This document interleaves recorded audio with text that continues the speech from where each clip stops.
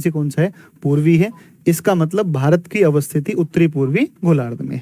तो इस तरीके से हमने भारत की लोकेशन को देखने की कोशिश की है। ठीक है, दूसरी बात करते हैं दोस्तों। तो दूसरी बात ये आती है कि एशिया में कहाँ पर है, एशिया कहाँ पर, ये एशिया है, एशिया के दक्षिणी भाग में। तो एशिया के संदर्भ में दक्षिणी आएगा। ठीक है, चलिए ये बात आपकी यहाँ तक हो गई है। इसके बाद में चलते हैं, फिर अब दूसरी बात पर आए थे हम, भारत का अक्षांशीय और देशांतरीय विस्तार। ठीक है, अब एक भारत का मानचित्र लेते हैं। अगर इस भारत के मानचित्र में बात करें तो देखो, भारत के मानचित्र में अपन पढ़ लेते हैं ना, भारत के मानचित्र में देखते हैं। ठीक है, ठीक है, देखो एक बार भारत के मैप में देखो सारी चीजों को। अच्छा, ये पर्वत, इस पर्वत का नाम यूराल पर्वत था। इसका नाम मैंने बोला था यूराल। अरे भाई ये पूरा सब कुछ पढ़ाया जाएगा, है ना। अब आप सोचो एक ही क्लास में जान ले लो मास्टर की, तो वो तो संभव नहीं है ना। एक मतलब ये प्रश्न पूछा गया था एक बार, सी टेट का एग्जाम हुआ था, और उस सी टेट के एग्जाम में पूछा गया था यूरोप और एशिया को पृथक करने वाला प्राकृतिक जो कारक है वो कौन सा है, तो वो कौन सा है, यूराल पर्वत है। ठीक है, तो ये पर्वत अलग करता है। अब हाँ, बोर्ड पीडीएफ क्लास के बाद में मिल जाएगा। ठीक है ना, चलिए ठीक है, आपको बता देंगे सारे टीचर्स एक एक करके, ओरिएंटेशन क्लास सभी सब्जेक्ट का मिल जाएगा, सारा शेड्यूल वगैरह, सारी वो सब चीजें आपको मिल जाएंगी। ठीक है, सो प्लीज आराम से चीजों को पढ़ने की कोशिश करो। अब हम भारत को देख लेते हैं, भारत को पढ़ते हैं कि भारत का विस्तार क्या है। अगर हम भारत की बात करें तो यहाँ से आप देखेंगे तो यहाँ से आपको दिखेगा, ये आपको जम्मू कश्मीर वाला हिस्सा दिखेगा। ठीक है ना, ठीक है, ये जम्मू कश्मीर का दिखेगा। फिर यहाँ से आप चलोगे तो, ठीक है ना, ये दिखेगा आपको। यहाँ से आप देखोगे तो, यहाँ से आप देखोगे तो यहाँ से आपको दिखेगा, और ये जो है ये आपको लद्दाख दिखेगा। और यहाँ से जब आप चलेंगे तो ये सिक्किम है, भूटान है। ठीक है, ये भूटान है, और ये जो है यहाँ से आपका नॉर्थ ईस्ट है। ठीक है, नॉर्थ ईस्ट है, और यहाँ नीचे की तरफ आप आओगे तो ये आपको साउथ इंडिया मिलेगा यहाँ से। ठीक है, यहाँ से आप जब चलेंगे तो नीचे का सही नहीं बना डायग्राम।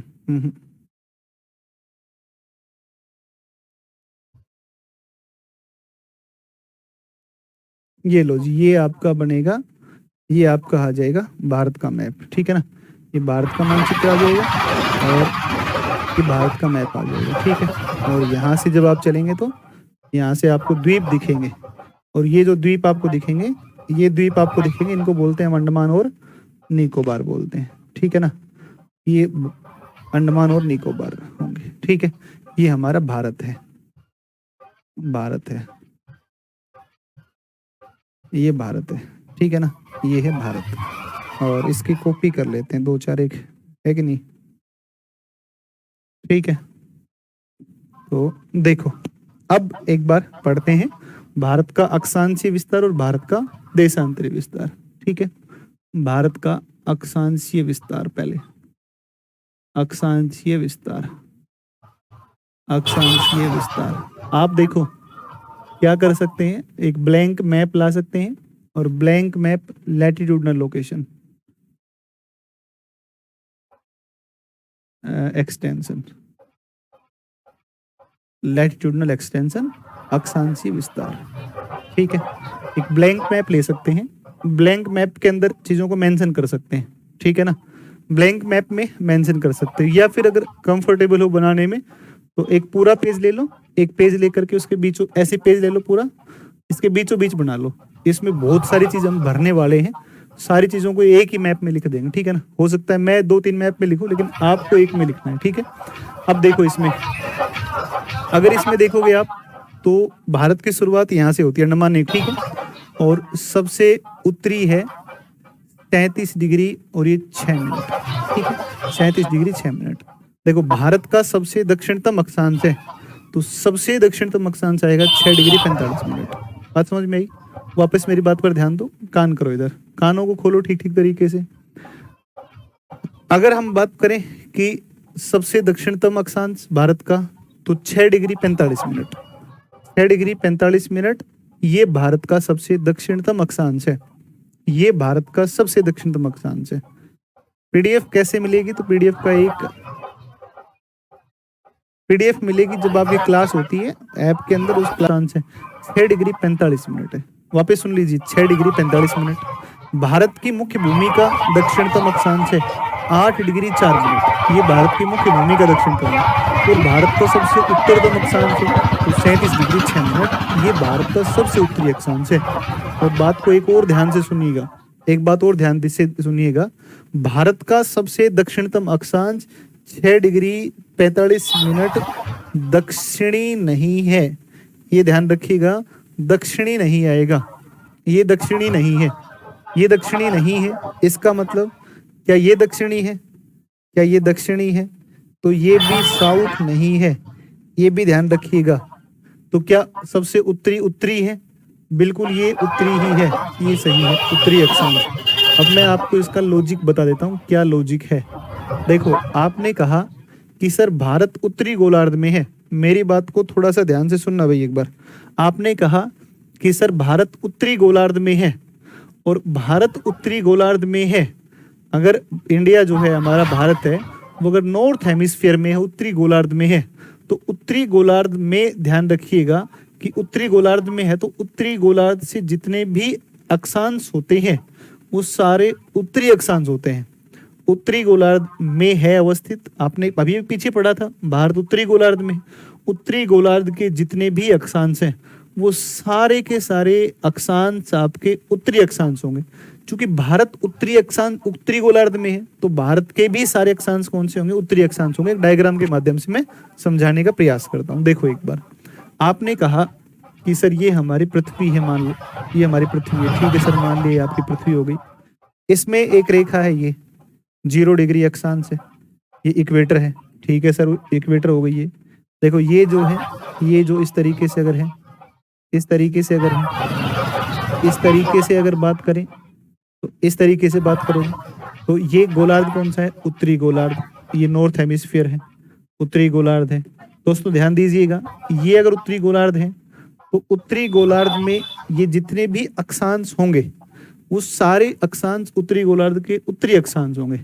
सभी उत्तरी अक्षांश होंगे, सभी उत्तरी अक्षांश होंगे, सभी उत्तरी अक्षांश होंगे। ठीक है ना, सभी उत्तरी अक्षांश होंगे। ये ध्यान रखना इस बात का, सभी उत्तरी अक्षांश होंगे, ये बात का ध्यान रखना। उत्तरी गोलार्ध के समस्त अक्षांश कौन से? उत्तरी अक्षांश है। क्लियर होगा आप सभी लोगों को? ठीक है ना। ऐसे ही देखोगे तो ये इधर 0 डिग्री देशांतर है, 0 डिग्री देशांतर है, और 0 डिग्री देशांतर है तो ये जितने भी देशांतर होंगे, तो जितने भी देशांतर होंगे सारे के सारे, ये जितने भी देशांतर होंगे, ये तमाम देशांतर कौन से हैं? ये सभी, ये गोलार्ध कौन सा है? पूर्वी गोलार्ध है, ये पूर्वी गोलार्ध है। ठीक है ना, ये पूर्वी गोलार्ध है, ये पूर्वी गोलार्ध है। और इस पूर्वी गोलार्ध के सभी देशांतर पूर्वी होंगे, सभी देशांतर पूर्वी, सभी देशांतर पूर्वी। ठीक है, देशांतर पूर्वी। देखो इसमें जितने भी देशांतर होंगे सारे के सारे पश्चिमी, इसमें जितने भी होंगे पूर्वी, इसमें सारे अक्षांश जितने भी अक्षांश उत्तरी, और इसका मुख्य भूमि का अक्षांशीय विस्तार 8 डिग्री 4 मिनट उत्तरी अक्षांश है और 37 डिग्री 6 मिनट उत्तरी अक्षांश। ये भारत का अक्षांशीय विस्तार संपूर्ण है और ये भारत का अक्षांशीय विस्तार मुख्य भूमि का है। तो ये कुल मिलाकर के अक्षांशीय विस्तार की बात है। ठीक है, यहाँ तक अक्षांशीय विस्तार हुआ। अब बात आती है देशांतरीय विस्तार की। दोस्तों देशांतरीय विस्तार की जब बात करेगा तो यहाँ से आप देखते हैं तो ये है 68 डिग्री 7 मिनट, और ये कौन सा देशांतर है? ये पूर्वी देशांतर है, ये पूर्वी देशांतर, ये पूर्वी देशांतर। 68 डिग्री 7 मिनट ये कौन सा देशांतर है? तो ये पूर्वी देशांतर। और ये जो है, ये है, इसको बोलते हैं 97 डिग्री 25 मिनट, और ये भी कौन सा है? ये भी पूर्वी देशांतर, ये भी पूर्वी देशांतर है। तो कुल मिलाकर के आप बात कहेंगे कि भारत का अक्षांशीय विस्तार तो हो ही गया। देशांतरीय विस्तार की बात करेगा तो 68 डिग्री 7 मिनट पूर्वी देशांतर से 97 डिग्री 25 मिनट पूर्वी देशांतर। आप ध्यान दीजिएगा कि भारत का ये पश्चिमी भाग है, लेकिन देशांतर हमेशा कौन सा आएगा? पूर्वी देशांतर आएगा, क्योंकि भारत पूर्वी गोलार्ध में है और पूर्वी गोलार्ध में होने के कारण भारत के जितने भी देशांतर होते हैं वो सारे के सारे देशांतर पूर्वी होते हैं। ठीक है ना। बताओ इतनी बातें क्लियर है कि नहीं है, ये बता दो मुझे।